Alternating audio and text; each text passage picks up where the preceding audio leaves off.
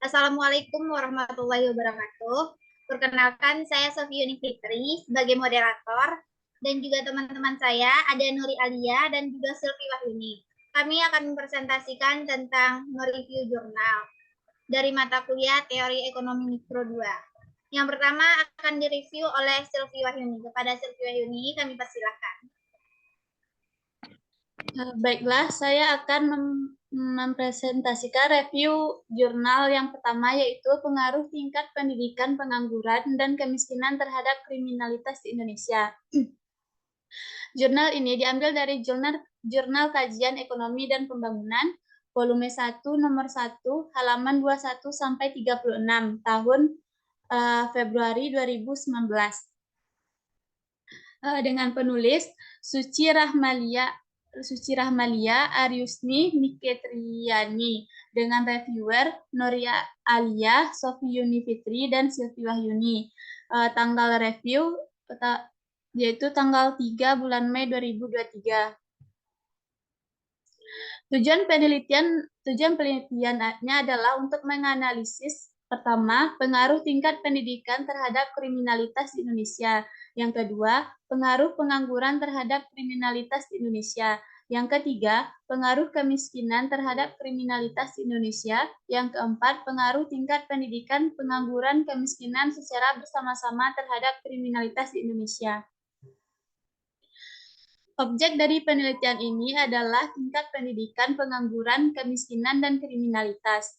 Metode penelitian ini yaitu jenis penelitian yang dilakukan termasuk jenis penelitian deskriptif dan asosiatif. Yang kedua, penelitian menggunakan variabel tingkat pendidikan, pengangguran, dan kemiskinan sebagai variabel independen dan kriminalitas sebagai variabel dependen. Jenis dan sumber data. Jenis data adalah data sekunder. Penelitian ini menggunakan data panel, yaitu menggunakan data dari 31 provinsi di Indonesia. Yang ketiga, penelitian menggunakan pendekatan fixed effect model. Dengan hasil dan pembahasan, yang pertama, tingkat pendidikan berpengaruh negatif tidak signifikan terhadap kriminalitas Indonesia melalui data 31 provinsi dengan koefisien regresi sebesar minus 0,07. Yang kedua, pada model regresi terlihat bahwa pengangguran berpengaruh negatif signifikan terhadap kriminalitas di Indonesia melalui data 31 provinsi dengan koefisien regresi sebesar minus 0,03. Yang ketiga, pada model regresi menunjukkan bahwa kemiskinan berpengaruh positif tidak signifikan terhadap kriminalitas di Indonesia melalui data 31 provinsi dengan koefisien regresi sebesar 0,02. Yang keempat, pendidikan berpengaruh negatif dan tidak signifikan berarti bahwa jika pendidikan menurun maka kriminalitas akan meningkat, namun tidak memberikan pengaruh secara langsung terhadap kriminalitas. Yang keenam, pengangguran berpengaruh negatif dan signifikan terhadap kriminalitas di Indonesia. Artinya, jika pengangguran menurun maka kriminalitas di Indonesia akan meningkat. Yang keenam, kemiskinan berpengaruh positif dan signifikan terhadap kriminalitas di Indonesia. Artinya, jika kemiskinan meningkat, maka kriminalitas akan meningkat di Indonesia dan sebaliknya. Kekuatan penelitian. Yang pertama, metode penelitian lengkap. Yang kedua, hasil dan pembahasan dapat dipahami. Yang ketiga, indikator data yang digunakan jelas. Kekurangan dalam penelitian ini adalah yang pertama, objek penelitian tidak dijelaskan secara detail. Yang kedua, perlu dilakukan penelitian selanjutnya untuk melihat tingkat kriminalitas di Indonesia dari berbagai aspek tingkat kemiskinan, pengangguran, dan pendidikan.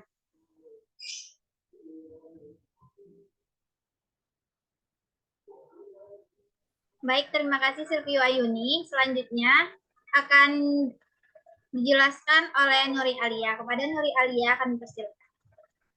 Baiklah, kepada moderator, izinkan saya menjelaskan PPT dari review jurnal dengan judul Kausalitas Pertumbuhan Ekonomi, Kemiskinan, Pendidikan, dan Distribusi Pendapatan di Pulau Sumatera. Jurnal terkait yaitu Jurnal Kajian Ekonomi dan Pembangunan, volume dan halaman, volume 2, nomor 3, dan halaman 49 sampai 56. Tahun terbitnya September 2020. Penulisnya Syafika Adriani dan Ariusni. Dan reviewernya Nori Alia, Sofi Yuni Fitri, Silvi Wahyuni. Dan tanggal reviewernya 3 Mei 2023. Tujuan dari penelitian tersebut yaitu penelitian ini bertujuan untuk menganalisis yang pertama, mengetahui hubungan kausalitas antara pertumbuhan ekonomi, kemiskinan, pendidikan, dan distribusi pendapatan di Pulau Sumatera. Objek penelitiannya tidak ada. Lalu metode penelitiannya yang pertama, jenis penelitian yang dilakukan termasuk jenis penelitian deskriptif dan asosiatif.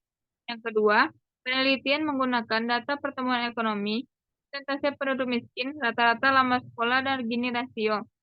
Jenis dan sumber data. 1. Penelitian menggunakan data panel tahunan 10 provinsi di Pulau Sumatera. Kedua, penelitian menggunakan teknik analisis panel vektor autoregression.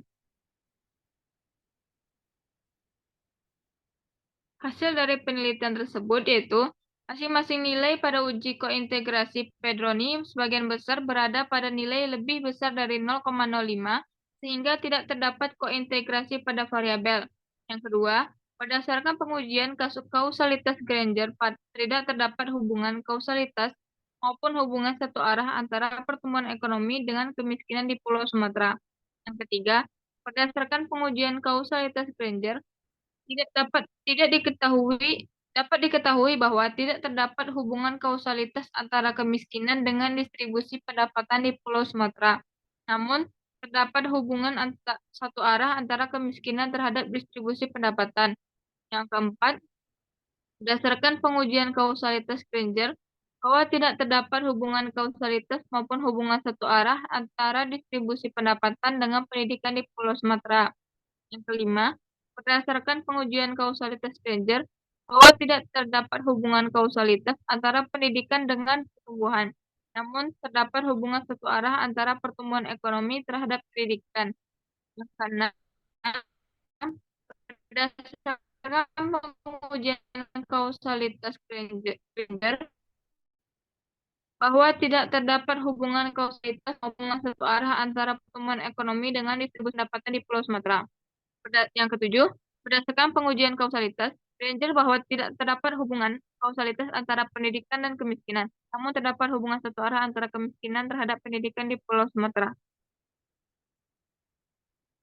Kekuatan dari penelitian, yang pertama, metode penelitian lengkap. Yang kedua, hasil dan pembahasan dapat dipahami. Yang ketiga, indikator data yang digunakan jelas. Yang keempat, pengujian dalam penelitian lengkap.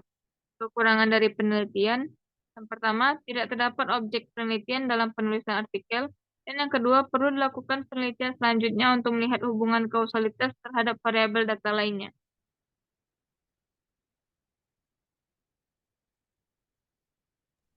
Baik, terima kasih kepada Nuri Alia. Itulah hasil presentasi dari kelompok kami. Salah dan jangkalnya mohon dimaafkan. Assalamualaikum warahmatullahi wabarakatuh.